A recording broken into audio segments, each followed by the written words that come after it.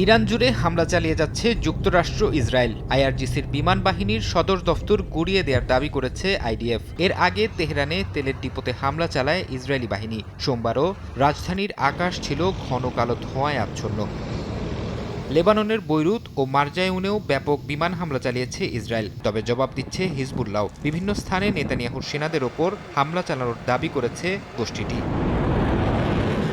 যুক্তরাষ্ট্র ইসরায়েলের হামলার পাল্টা জবাব দিয়ে যাচ্ছে ইরান। সোমবার তেল আবিব, জেরুজালেম ও বন্দরনগরী হাইফায় ক্ষেপণাস্ত্র হামলা চালায় আইআরজিসি। রোববার রাতে ইসরায়েলের মধ্যাঞ্চলে ইরানের ব্যালিস্টিক মিসাইল সরাসরি আঘাত হানলে কয়েকটি ভবন ও যানবাহনের ব্যাপক ক্ষয়ক্ষতি হয়। মধ্যপ্রাচ্যের মার্কিন ঘাঁটি লক্ষ্য করেও আঘাত হানছে ইরানের ক্ষেপণাস্ত্র ও ড্রোন। বাহরাইনেও ইরানি ড্রোনের আঘাতে বেশ কয়েকজন আহত হয়েছেন। সৌদি আরবের সাইবাহ তেল ক্ষেত্র লক্ষ্য করেও ড্রোন হামলা চালানোর খবর পাওয়া গেছে।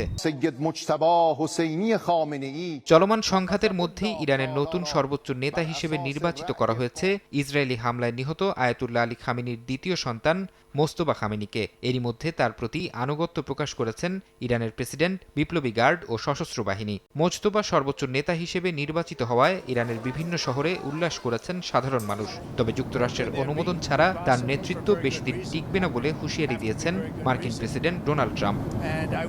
ফরহাদ চৌধুরী, সময় সংবাদ।